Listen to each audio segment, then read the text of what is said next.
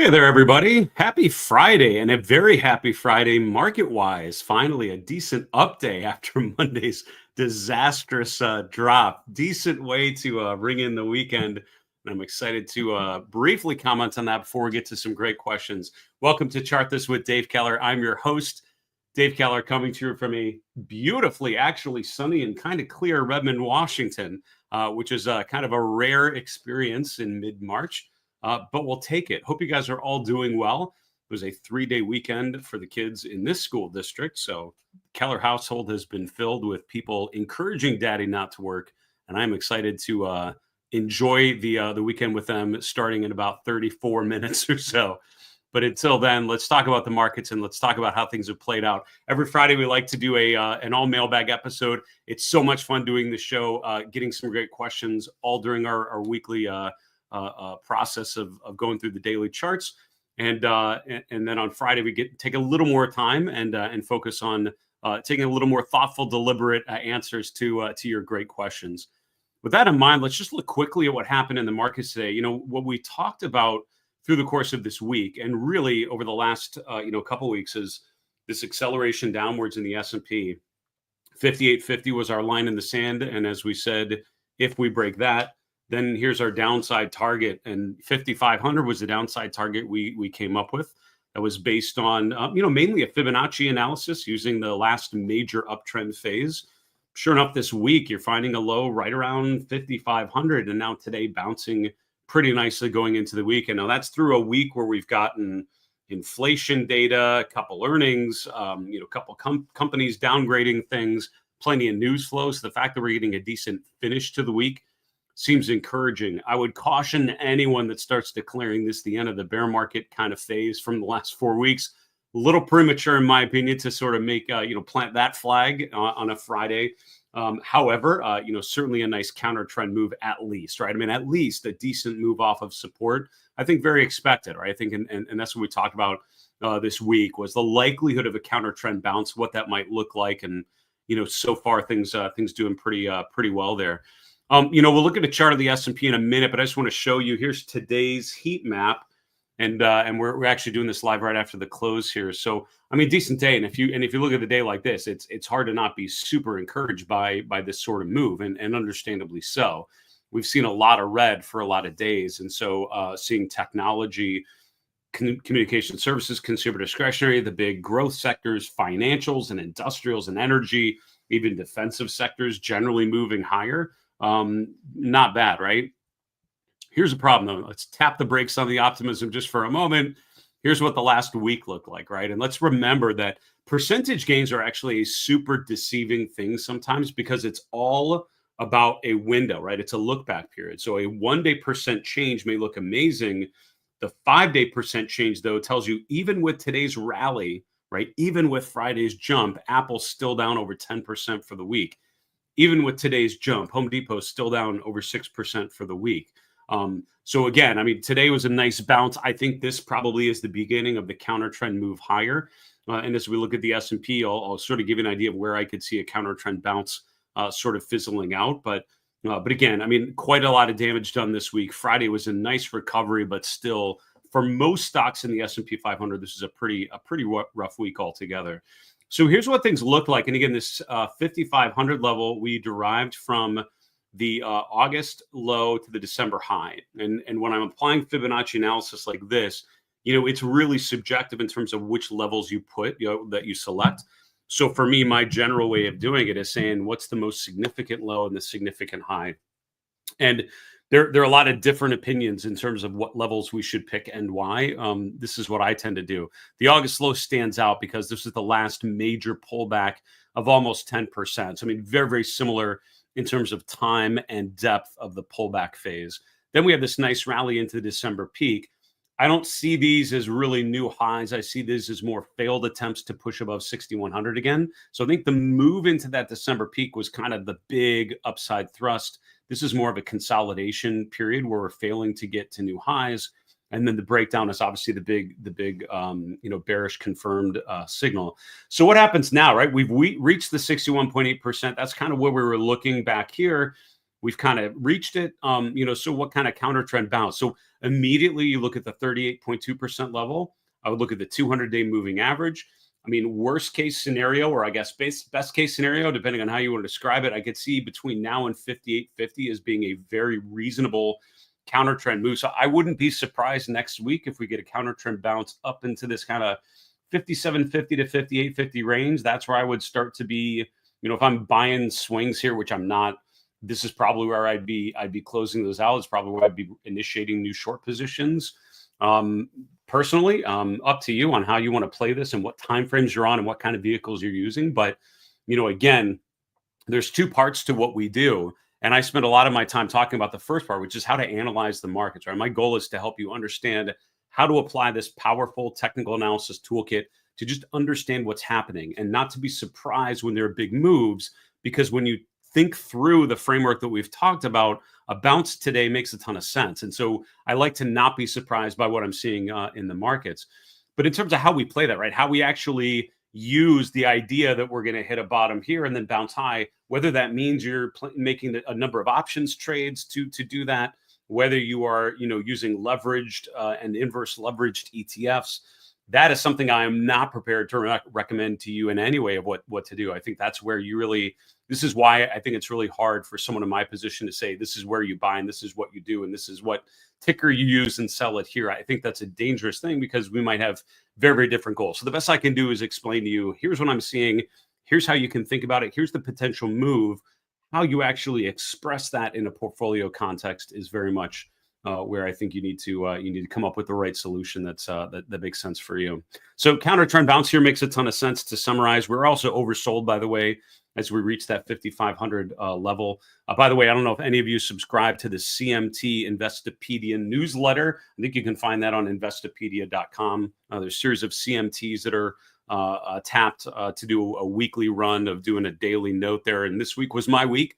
So every evening I was sending a note that was included. And in yesterday's note, which went out this morning, we talked about the likelihood of a counter trend bounce because of the oversold conditions as we hit 5,500. So so I think, again, I'm not super surprised by what I'm seeing. I think what happens next, right? That next leg is super important. Where we actually find a peak, do we regain the 200-day moving average? That would be the initial sort of litmus test for, is this going to be anything but a counter trend bounce? A dead cat bounce probably fizzles out below 57.50. Something above there, then we have to start really applying a more sophisticated toolkit and make sense of things. All right.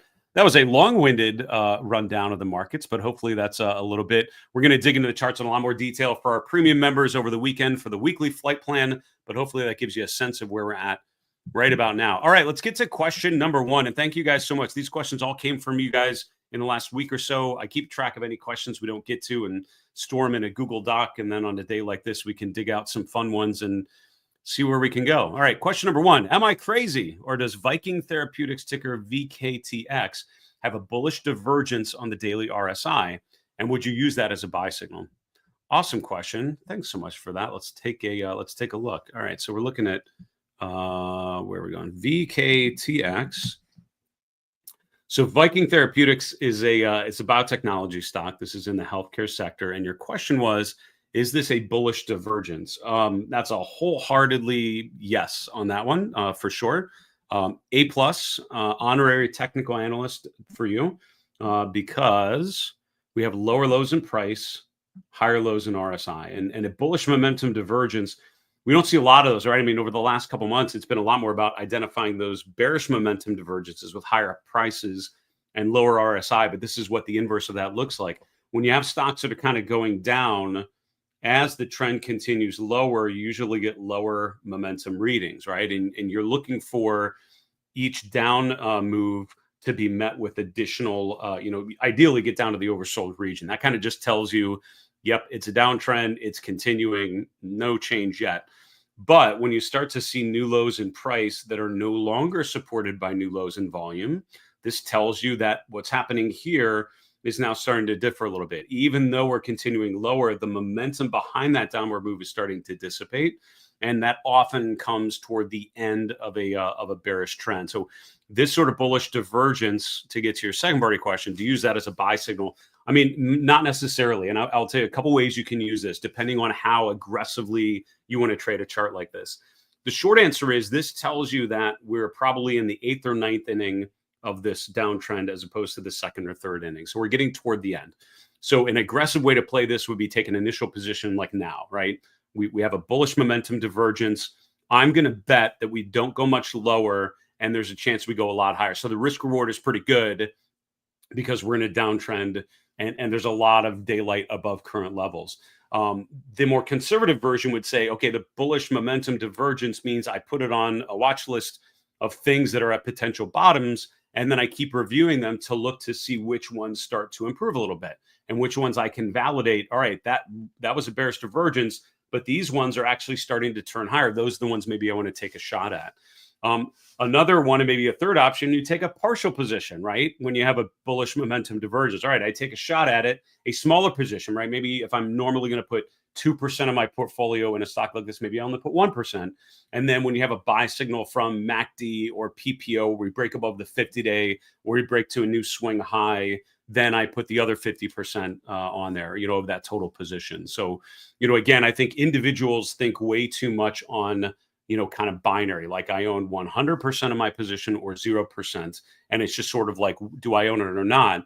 And what an institutional investor would think much more in terms of percentage allocation. And, speculative, I'm not sure it's going to work, but I think it's worth a shot bets. You put a much smaller percentage of your portfolio at risk.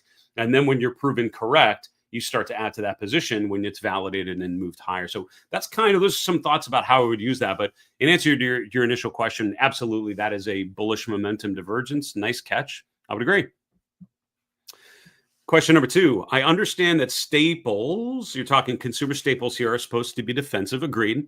But if tariffs are actually in play, does that still hold? Anything consumer or industrials are likely to be hit hard? Awesome question. And there's a lot that could be like an entire webcast full of thoughts on that kind of thing. Because you're right. Your question was what, are they supposed to be defensive? The answer is yes, right? Consumer staples are one of the more defensive sectors. When I think about defensive sectors, I go to, I kind of think of the groups of sectors in 3. We have growth sectors like technology, value sectors like financials and industrials. And then you have the 4 kind of defensive sectors, utilities, healthcare, consumer staples, and real estate. Now, again, this is generalizing quite a bit, right? In healthcare, generally a defensive sector, but there's like biotechnology, which is super not defensive, right? It's actually pretty aggressively offensive at times.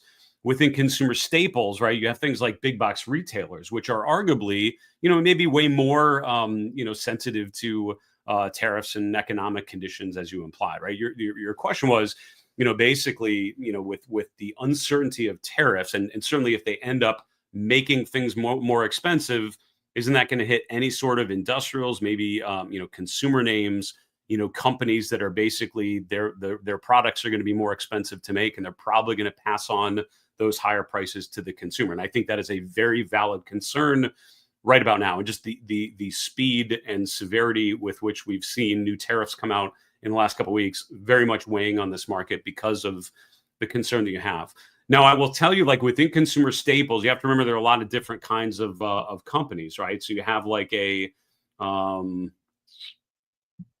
to think of different ones, but like, Costco, for example, right? So I don't go to Costco. I have been in a Costco. My parents go to Costco. My mom loves it. And we've talked about it, and just we've never lived somewhere where one's convenient, where it makes sense to do it, I guess, or just have never really done it. Having said that, I know from going around from Costco, it's not like you're just buying like ketchup and toothpaste. Like you're buying TVs and tires and all sorts of clothes. I mean, they sell all sorts of gifts. I mean, I think a lot of people do a lot of their holiday shopping at a Costco. And so, that is actually very discretionary. It's in consumer staples, but the big box retailers are actually a little different because they're arguably very discretionary. You could make an argument. You can make a legitimate argument that they are probably better in the consumer discretionary sector. Like that's a fair argument. Costco, Walmart, types of stocks.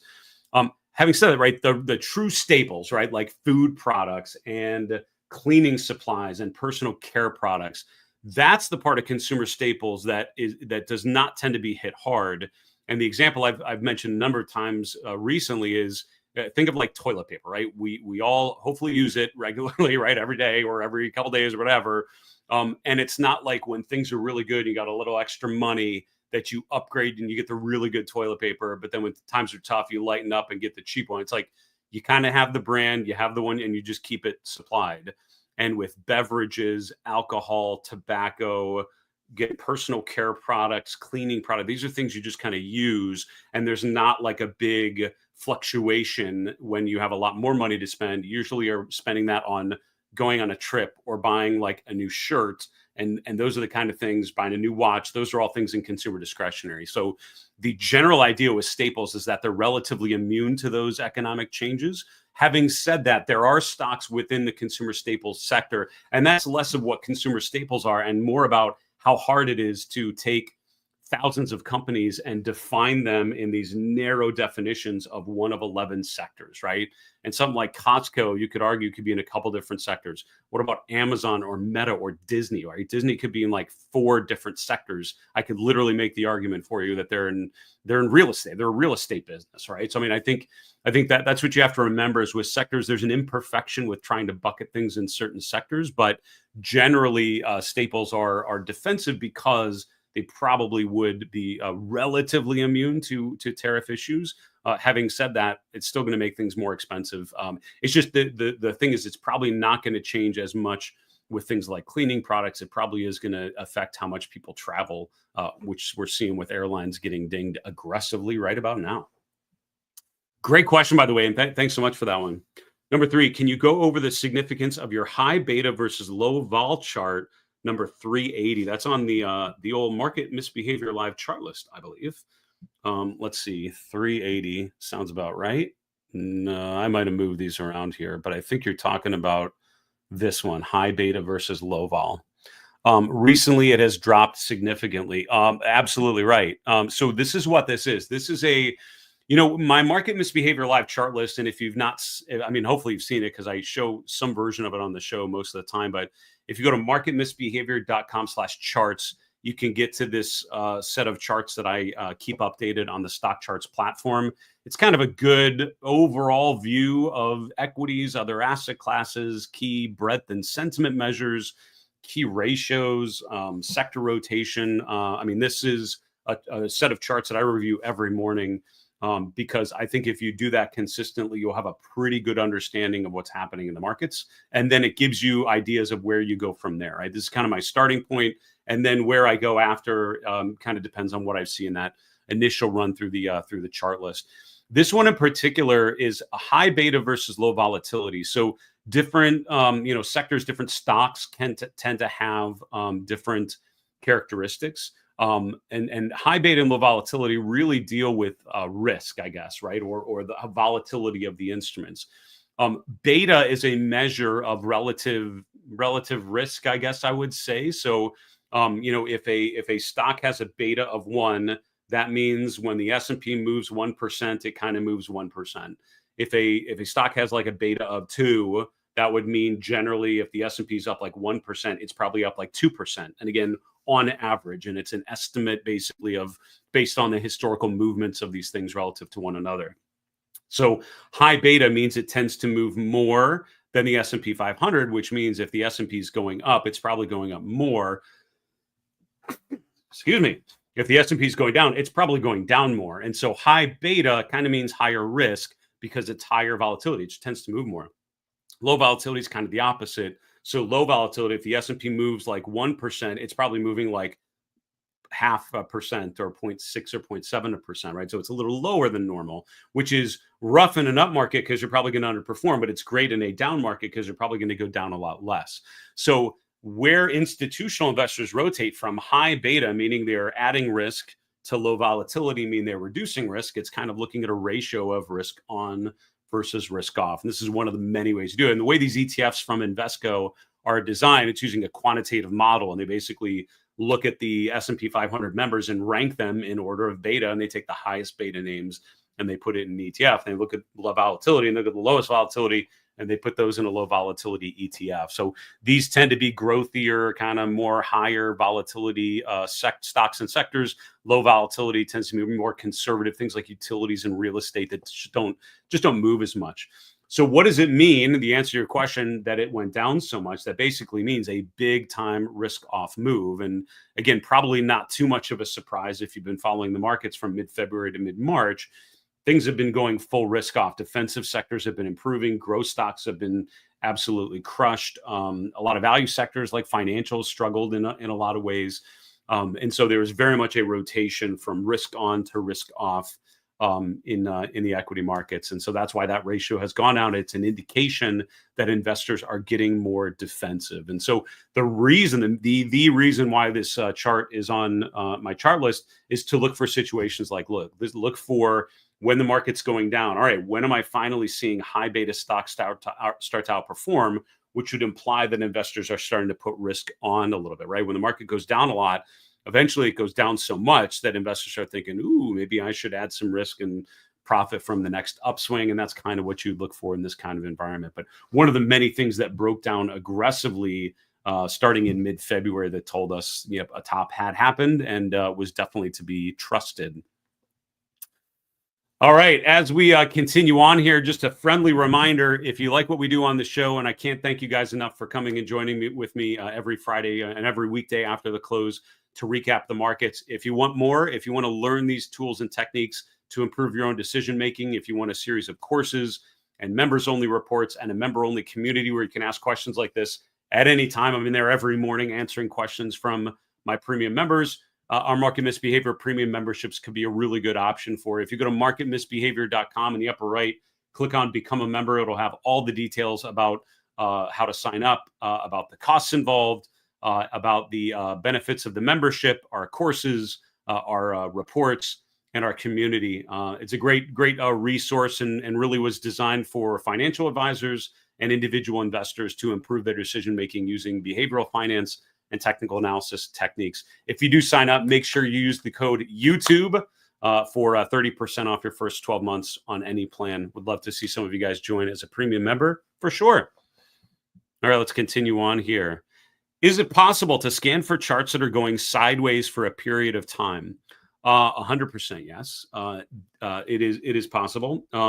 Here's what I always tell people, right? If you are trying to come up with a scan, I often get questions on how do you scan for XYZ, and it's some phenomena, right? Stocks topping out, bottoming out, turning, breaking out of a base, breaking down from a base, consolidating, which is what you're asking, right? How do I find stocks that are sideways? What I would tell you is look at charts find stocks that are looking like the kinds of things you want to find, and look at the indicators, right? And just see what they're telling you. General things that I would scan for, and I don't have a readily available scan that I would just say, here, copy and paste this in the scan engine, but 3 things come to mind. One would be, moving averages that are flat. So if you scan for stocks where the 200-day moving average is flat, that usually would be a time when the stock's consolidating. And flat for a period of time, not just it's not, it's the slope is very low, but basically you look at where we're at now versus like a month ago, and it's pretty similar. So something that's really flattened out would be one thing that would come to mind. RSI is a really good indicator for that, because if the RSI is consistently between like 40 and 60, that means it's a sideways trend. Bollinger Bands can be a good one. So stocks that are kind of between the Bollinger Bands would be a good thing to think about. Those are the general things that I would probably look for. And even simply just looking at a rate of change, right? You say stocks where the 1 month or 2 month rate of change is, within 1%, which would mean it's just not that far from where it was a month or two ago, even something that's similar. What's great about scanning is, I would say, with something like that, create a scan and just see what the results are. And you have to start somewhere. And a lot of times it's a bit of trial and error just to see what the results are. Because a lot of times, something like, I want stocks with an RSI of 50, you might run that. But if an RSI was like down at 20 and was shooting straight up and it just hit 50 right when you scanned, that's not the type of consolidation you're looking for, but it's going to come up on the scan. So a lot of times something you think will work, it won't work, or it'll get no results because all of a sudden you've made it way too granular and you need to make it more broad. But those are general things that would come to mind, things that I would probably use as an initial attempt to find sideways things. The last one, as I'm talking, the ADX line, a really low ADX. The ADX line is an indicator created by Wells Wilder, who also created RSI. The indicator called DMI, the Directional Movement Index, or Directional Movement Indicator, basically looks at highs and lows as a way of determining, uptrends and downtrends. But derived from that indicator is the ADX line, which is the average directional movement. I could just put it on the chart instead of talking about it and not showing you. So there you go. Here's the ADX line. So stocks with a very low ADX line are in a consolidation phase. So you can see like there, you can see like here. So like an ADX like down below 15 would be something I might start with. Those are stocks that are probably in some sort of basing pattern, because this is a measure of trend. The higher the ADX, the stronger the trend. And it's not saying uptrend or downtrend. It's just saying a strong trend. So a strong downtrend means a high ADX, and a strong uptrend means a high ADX. So a low ADX basically means the stock is in a consolidation. Out of all the things I just threw out at you, that's probably the one that would be the most valuable, would be my guess. But we'll see. That's something you would need to try with. So I would use some combination of those. Start with one or two and see what the results look like. But as a reminder, one of the ways I found, if you're struggling to figure out how you scan for a particular type of chart, find some examples of that type of chart you're looking for and just see what the indicators told you, and look for the slopes of the lines, the signals you've had recently. Use those to kind of back into an effective scan. That's what I always suggest to people. Two more questions and we'll call it a week, guys. If you trade at the open, do you include pre-market and after hours data for your indicators? Yeah, you had a longer question where you're talking about indicators, and let me just sort of I guess elaborate on what I think you're asking, right? So this is a 5-day, 5-minute chart. I am not currently showing after hours trading, but I could say at extended hours, and then you get these shadings, right? So the green is the pre-market, the white is the sort of pit session, and then the blue is the after part of the aftermarket. And so your question is, do you include those after hours trading when you're charting them? So I definitely do not, as evidenced by the fact that when I brought up the chart, it looked like this. And then when I do that, after hours sessions are, generally speaking, much lower volume, much fewer practitioners, particularly institutional practitioners and market participants. So it's a lot noisier, and I've not necessarily found it super valuable. The reasons why I would look at after hours trading is like around earnings, big news flow, some economic data comes out before the open. You just want to see how things are reacting. That is where it makes a ton of sense to look at, like index futures that are trading 24 hours or, pre-market trading or post-market trading, right? After hours trading, that's just going to give you a sense of whatever is working, like what kind of things are you seeing?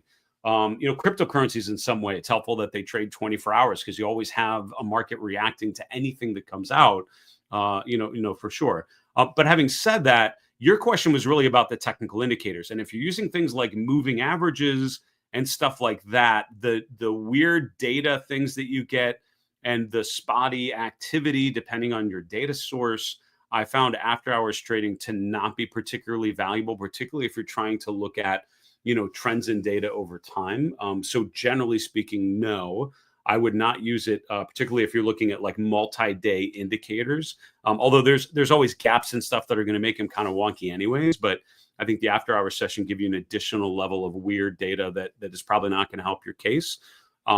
Where I do look at after hours trading, I don't trade outside of the normal market hours myself, but I think they're very helpful as indicative reactions to big events, to earnings, and just seeing how the market is reacting. That's the best data you have. So it's not bad to take a look at that during specific periods where I think it could make sense.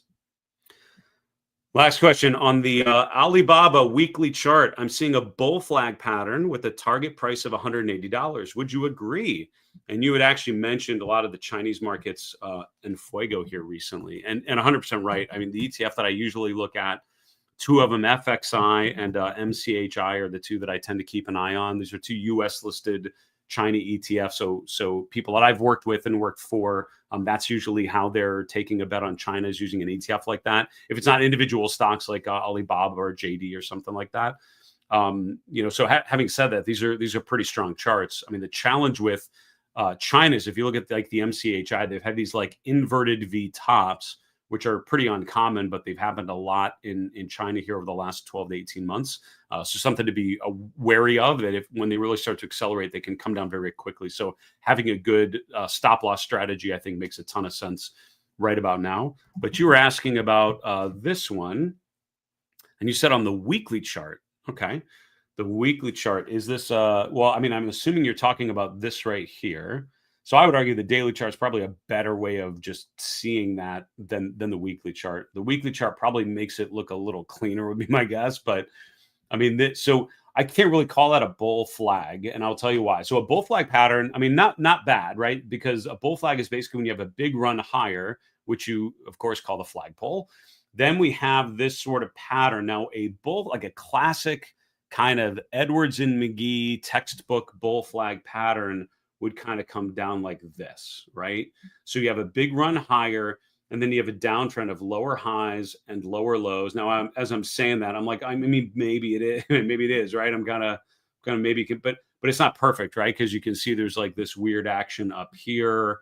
So I don't know if you. I mean, it really should be like a parallel channel like that. I don't know if this is the most perfect bear flag pattern I've ever seen, but the general idea is you've got a big move, you have a pause, and then you break out. So I mean, this isn't the most perfectly shaped bull flag pattern I've ever had, which would be a really clear, parallel channel of lower highs and lower lows. Maybe if we get another low down here and it kind of continues that pattern, I would start to agree with you. But in any case, breaking above that trend line and breaking out of that pattern, if it is a bull flag pattern, the measurement is you take the height of the flagpole, so the height of the trend going into that pattern, and you project that after the pattern, which means we're going way up here by my Chrome bookmarks in terms of the upside objective on BABA, if that is a bull flag pattern. Again, it's not perfect, because you can see some of the actions like outside of these lines that I've drawn.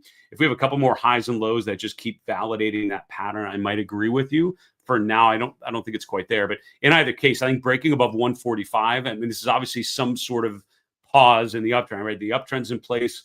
We hit the pause button. We're waiting. In any case, a break above 145 would be sort of the next bullish trigger that I would be looking for, that I don't necessarily see yet. But that's how I think of the chart of Alibaba right about now. Folks, that'll do it. I want to thank you guys so much for joining me here on the show and all week on Chart This with Dave Keller. It has been an absolute pleasure to get this show up and running now. And now that we're many months in, I'm thankful that we're doing it. And I hope you found it to be helpful to navigate these markets day in, day out, week in, week out. For more information on our premium memberships, would love to see some of you join up. We'll do our weekly flight plan over the weekend and a lot more content. Go to marketmisbehavior.com/premium. But in the meantime, have a fantastic weekend. Hope you have time to renew, refresh, relax, and enjoy life a little bit. We'll see you back on Monday. For Market Misbehavior, I'm Dave Keller. Be well, and remember, it's always a good time to own good charts. Take care, folks.